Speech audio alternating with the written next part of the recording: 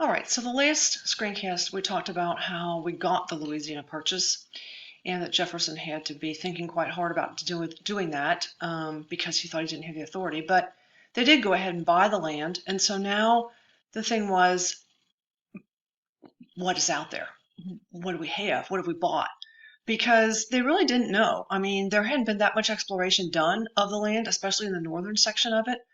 Um, and the Americans were, or the English, I should say, not the Americans, but the British and the British settlers and people that had come to join the United States were familiar with what was the United States up unto the Mississippi River. But west of that, they were not all that familiar with what was available and what was there for them.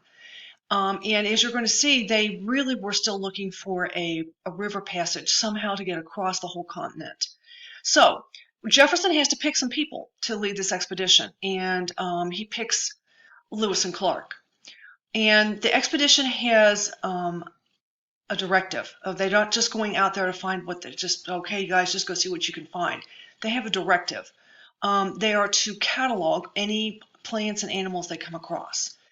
And they are supposed to encourage positive, happy relationships with any Native Americans they come across.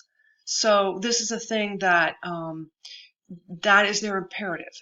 We're not going to start any problems with Native Americans because we don't want that. So encourage any kind of good feelings you can between yourselves and Native American groups you can come across. And lastly, and most importantly, to find a water route to the Pacific. That was what they were supposed to try to do, is find a way. They realized that the Ohio River and a lot of eastern rivers drain into the Mississippi, so there must be western rivers that do as well. And maybe one of those western rivers will lead all the way to the Pacific Ocean.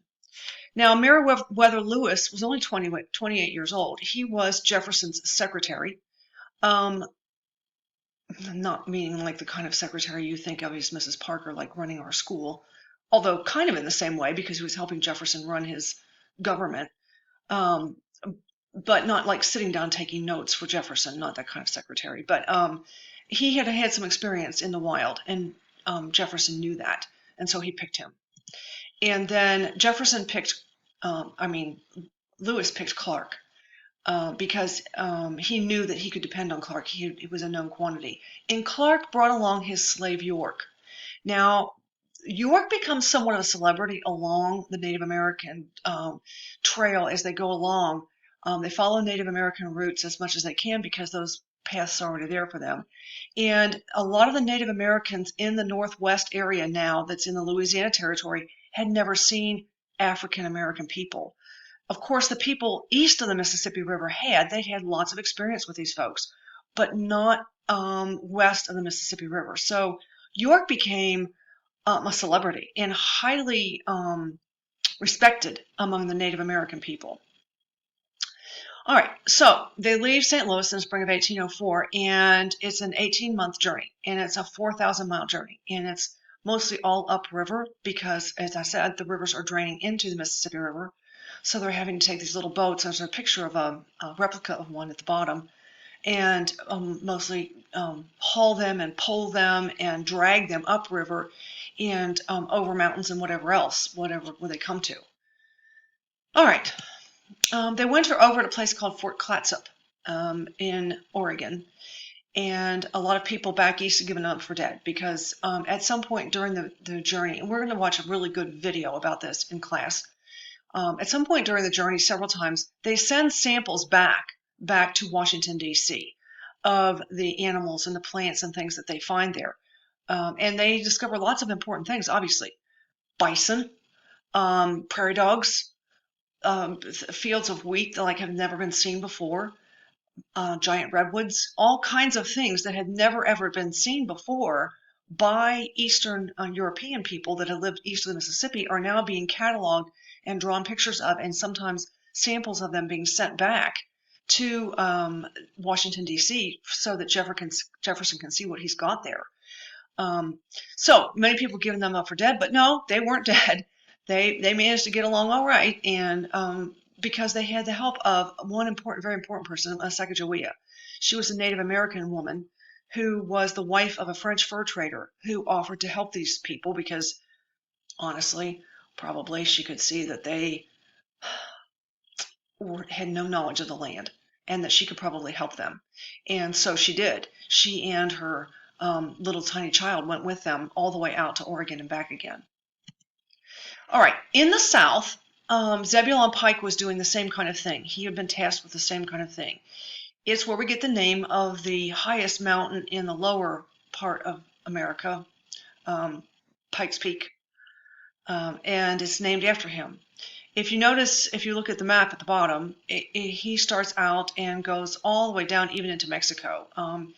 And he again, they're looking for this all-water route all the way to the Mississippi, from the Mississippi River all the way to the Pacific Ocean. And I need you to kind of think about that for a minute, because in that way, these people are very, very much like the people who were the very first Spanish explorers.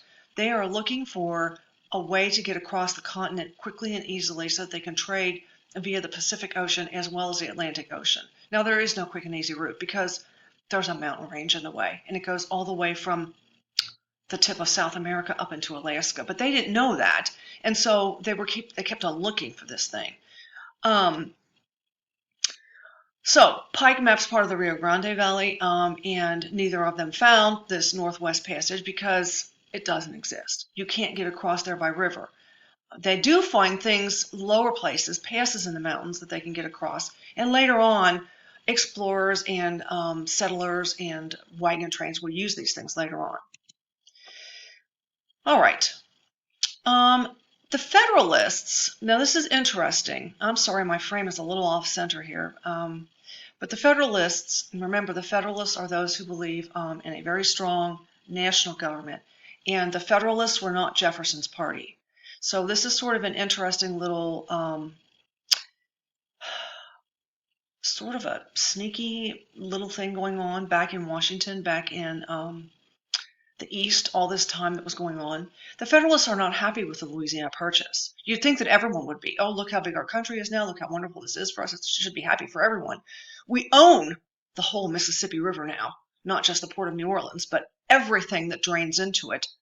It's a beautiful thing now if you're thinking about it from a logical point of view, but the Federalists are not happy with it. And they worry about people moving west because those people are going to become independent thinkers, and that's going to weaken New England's power in political and economic affairs. And they are really quite right. Because up to that point, people that lived in the New England area, and I would say probably Pennsylvania north of that, like you would say middle colonies to North New England colonies, those people had very high influence on everything that was going on politically and held a lot of power and a lot of sway. But the people who now are going to move west and start colonizing westward, and people are going to start flooding west, the farther they get away from that, the more differently they begin to think. And those people are going to hold political power too. Because of the way the Electoral College system was set up, they're going to hold power too. And you can look and see. You can look and see now. You can look and see at this latest election. If the election were held with only the cities voting, it would have been quite different than just with the Electoral College.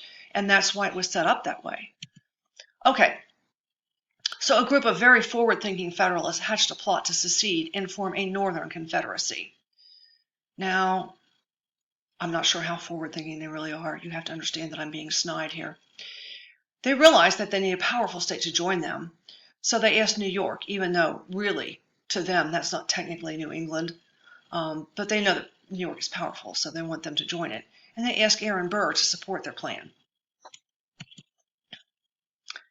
Hamilton, now he's a Federalist. He's a Federalist, we all know that. He's very worried about this threat, and he doesn't trust Burr. And even though Hamilton's a Federalist, he doesn't believe in the secession thing. And rumor had it that Burr was leading a plot of secession. Oh gosh, I'm sorry guys, this little thing down here in the corner. There we go. So this is where you get the Hamilton-Burr duel. This is what it was about. Burr, first off, he was like, snip because he didn't get to be president or vice president. It's just not that happy. But Hamilton gets wind of this secession thing, and he accuses Burr of treason. Well, if indeed Burr were leading the secession plot, it is treasonous. He was right. And Burr, on his part, blamed Hamilton for all the political setbacks that he had in his life.